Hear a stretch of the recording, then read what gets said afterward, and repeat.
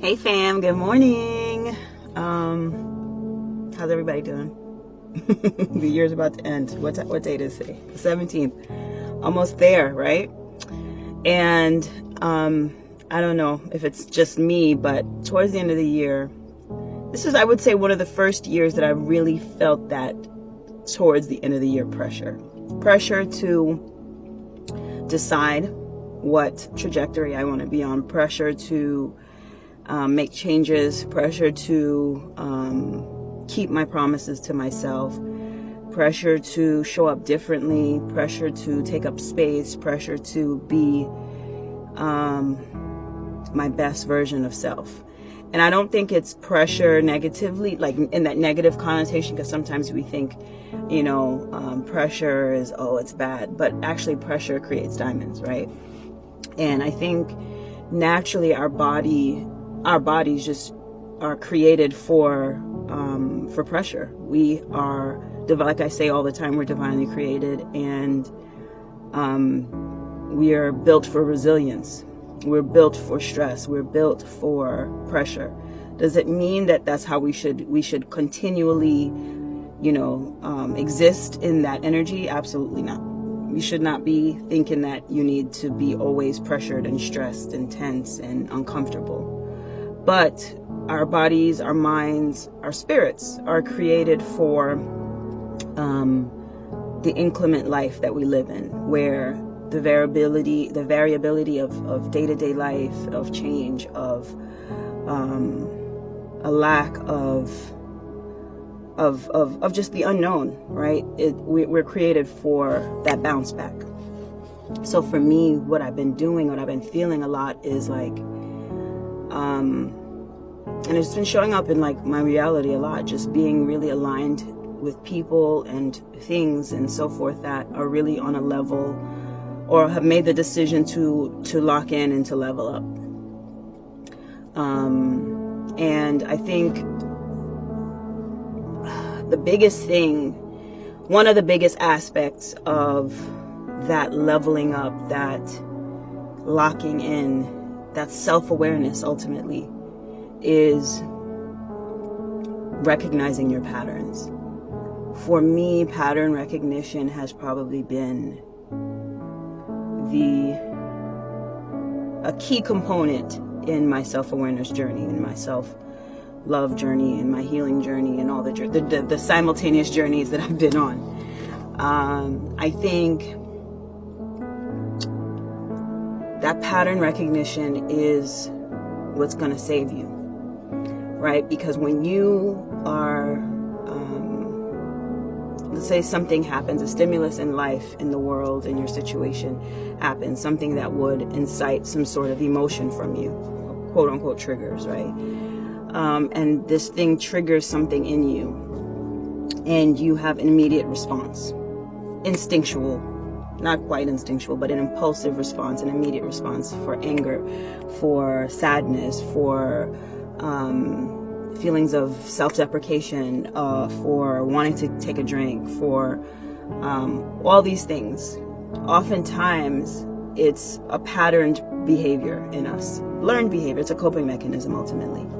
We can go deeper, because then we can talk about what exists in our gut and how those things also influence. A leaky gut, an unhealthy gut will also influence a lot of your impulses and your drives, but that's another discussion.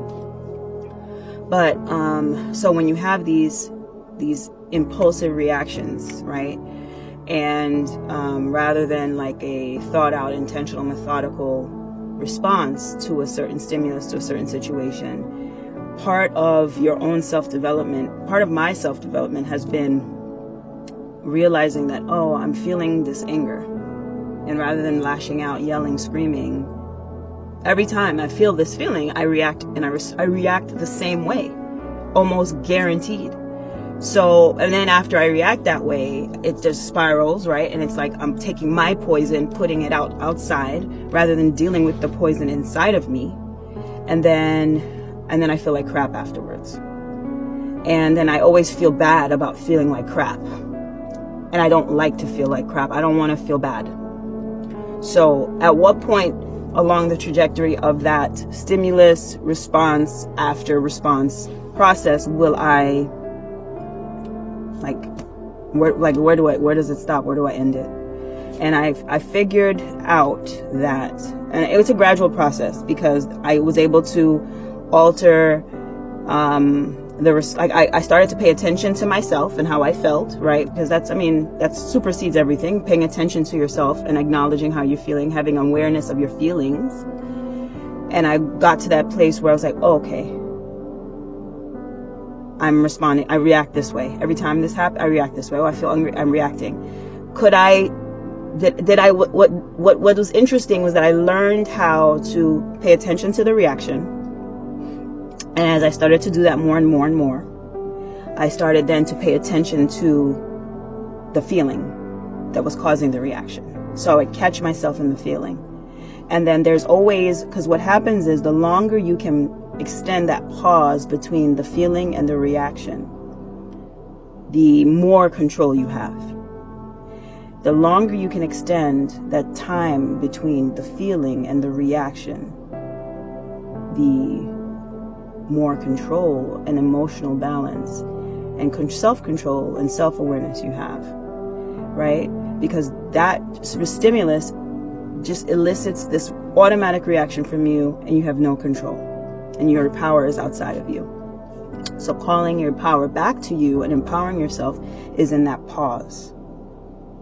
It's in recognizing your patterns and recognizing that, yeah, actually I can distance myself from the feeling and the reaction, and I can elongate that pause. And when you elongate that pause, you can then be more intentional. You can be like, you know what, I'm not going to respond like this.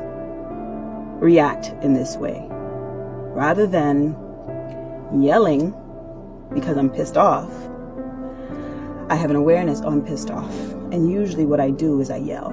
But this time, I'm going to pause. I'm going to pause because I recognize my patterns. And it always leads to the same outcome. That outcome of self-deprecation, that outcome of guilt, that outcome of self-disgust and self-loathing. And just distancing myself from love, ultimately. So if you can recognize your patterns, you can recognize what the stimulus is, what the trigger is, then you can recognize the reaction, and you know guaranteed what the outcome will always be with that given reaction. It's pretty, it's pretty black and white. So when you can elongate the pause, then you have more empowerment, you have more intention, and then you're not as reactive. You have more self-awareness. You can see yourself. You know yourself better. And then if these stimulus are, no matter what, a thing that you want to avoid, then avoid them. Don't go near them. Nobody's saying that you have to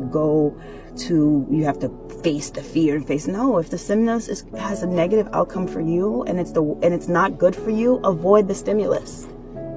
So that you don't even have to put yourself down that line of having to pause and to distance yourself from the reaction then, so that you can change the outcome. But usually when you do elongate that pause, you'll change the outcome.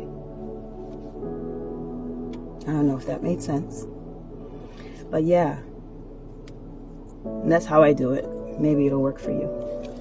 Have a good day, guys.